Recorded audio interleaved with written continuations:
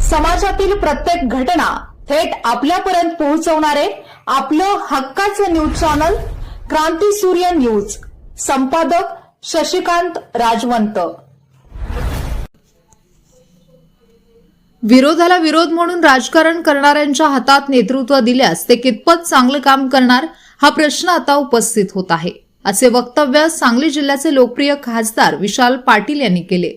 आमच्या नेत्यांच्या हातात तिजोरीच्या किल्ल्या आहेत असे अनेक जण सांगत असले तरी आजची राजकीय परिस्थिती पाहता त्या किल्ल्या हातात राहणार का आणि सत्ता टिकून राहणार का असा प्रश्न निर्माण झाला असल्याचे त्यांनी नमूद केले.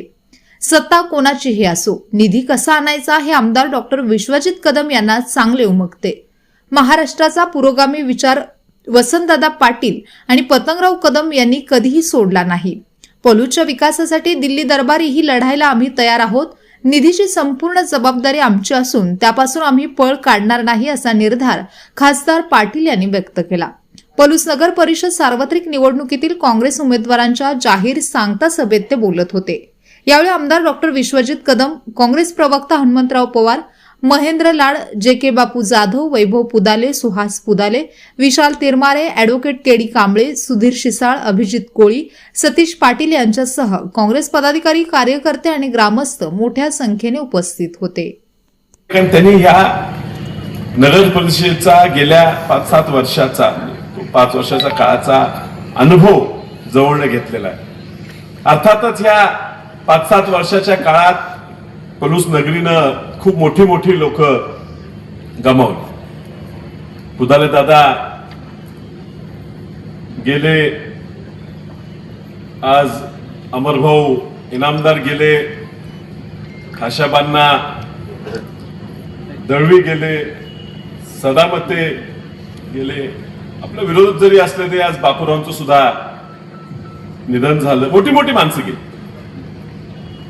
मात्र ह्या निवडणुकीत त्या प्रत्येक कुटुंबातलं कुणी ना कुणी ह्या ठिकाणी उमेदवारी करते आणि उमेदवारी करत असताना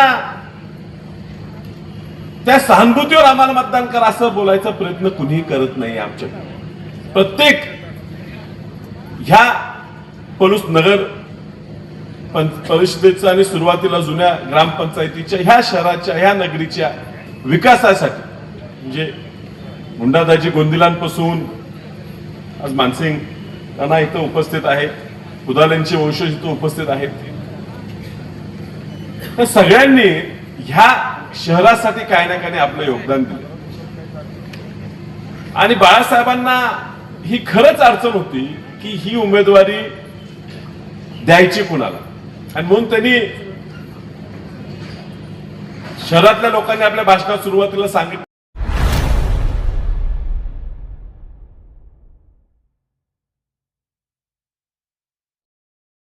क्रांती सूर्य न्यूज. संपादक शशिकांत राजवंत. सबस्क्राईब करा,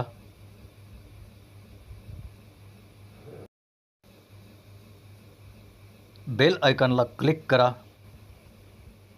आणि लाईक करायला विसरू नका.